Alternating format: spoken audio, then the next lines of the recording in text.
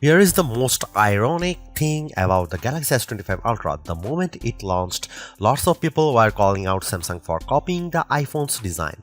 But after testing this device, I actually think the S25 Ultra is the closest Samsung has come to convincing me to ditch my iPhone.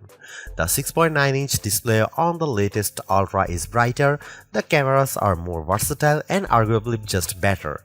And the S25 Ultra is packed with smarter AI features I wish the iPhone 16 Pro Max had, like the ability to perform multiple actions at once across apps using just your voice. And it's all wrapped up in a design that, while phone-like, is lighter than its main rival. Samsung did cut some corners with the Galaxy S25 Ultra. The S Pen no longer has Bluetooth, and the newly added QI2 charging support forces you to buy a compatible case. No magnets here, but overall the performance, battery life, and AI smarts on the Galaxy S25 Ultra add up to the best Android phone I have tested and possibly the best phone period. The Galaxy S25 Ultra has a release date of February 7 and it still starts at the same yikes-inducing starting price of $1,299 for 256GB of storage. You can upgrade to 512GB for $1,419 or 1TB for $1,659, but while pre-orders are still happening, you can get 512GB for the same price as 256GB and 1TB for usual 512GB price. Samsung is also offering up to $1,200 off, which includes up to $900 in instant trade-in credits and up to $300 in Samsung credits. As they say, haters are gonna hate, but I think some of the criticism around the Galaxy S25 Ultra's design being too iPhone-like is warranted. The sides are flat now, just like the iPhone 16 Pro Max, and the corners are rounded, which means the Samsung digs into your hand less than the Galaxy S24 Ultra. But I actually blame Samsung for not copying the iPhone enough. I am talking about the left and right edges of the design. They are too sharp for my taste and make the phone less comfortable to hold and use. Apple does a better job of beveling these edges so they are smoothed out. The titanium frame feels as sturdy as ever, and the thinner bezels allowed Samsung to increase the screen size slightly from 6.8 to 6.9 inches. I also like the floating camera design on the back. It looks better than the iPhone 16 Pro Max's unsightly patch. Measuring 6.41 by 3.06 by 0.32 inches and weighing 7.69 ounces, the Galaxy S25 Ultra has nearly the same dimensions of the iPhone 16 Pro Max while being noticeably lighter than Apple's 7.99 ounces handset when I was holding both phones. The Galaxy S24 Ultra weighted in at 8.22 ounces while being slightly thicker 0.34 inches. The Galaxy S25 Ultra color options are not exactly wild. There's titanium black, titanium grey, titanium silver blue, and titanium white silver. I tested the silver blue hue and I think it has just enough pop without being too in your face. If you're feeling more adventurous, Samsung.com is also offering online exclusive colors like Jade Green, Jet Black, and Pink Gold. There's two design trade-offs I need to talk about here. One way Samsung cut down on the weight is a notable downgrade to the S25 Ultra that removes the Bluetooth radio from the S Pen. That means you can't perform air gesture like taking photos remotely. Though Samsung says it removed Bluetooth because not enough people were using the feature. The second trade-off is that Samsung Galaxy S25 Ultra has half-edged QI2 charging support.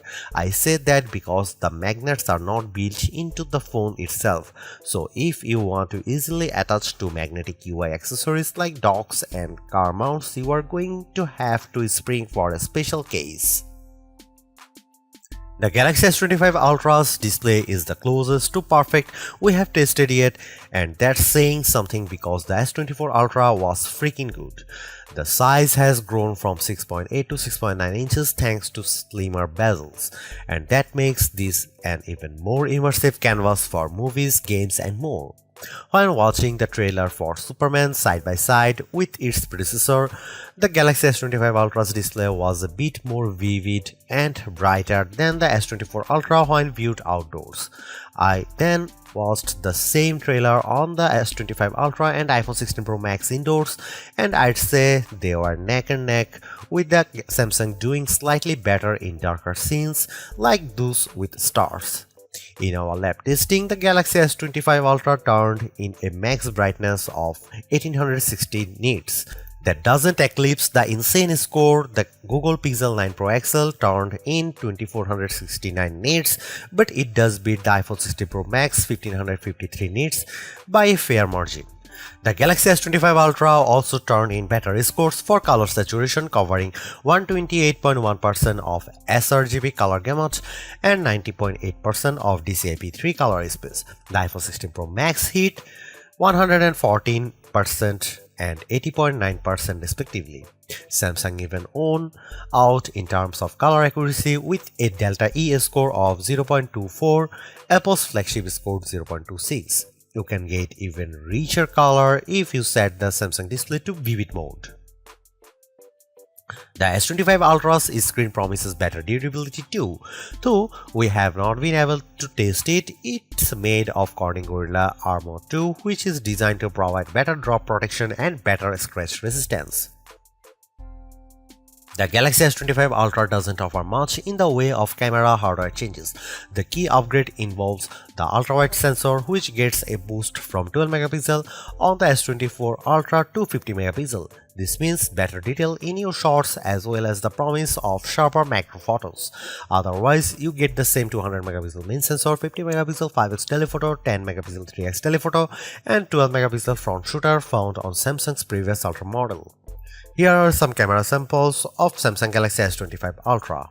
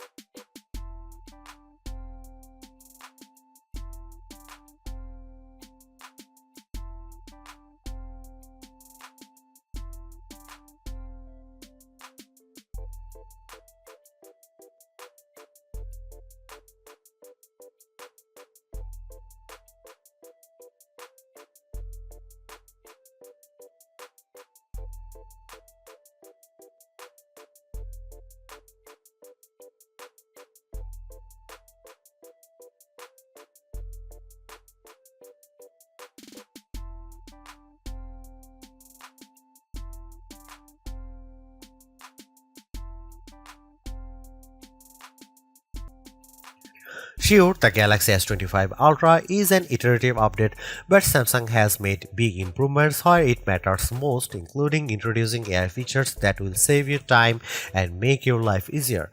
The ability to perform actions across multiple apps at once using your voice has the potential to change how we interact with our phones forever. But it's clear that Samsung needs to add more partners, both for this AI agent feature and for things like Now Bar. I am less impressed with the Now Brief, and I wish Samsung had included QI2 magnets in the phone itself so you didn't have to buy a case to connect to magnetic accessories. But overall, I really like the Galaxy S25 Ultra. Its AI smarts, vivid display, mostly top-notch cameras, super smooth performance, and long battery life add up to a very impressive flagship, so impressive that I am tempted to switch to Android myself. Thanks for watching, see you in the next one.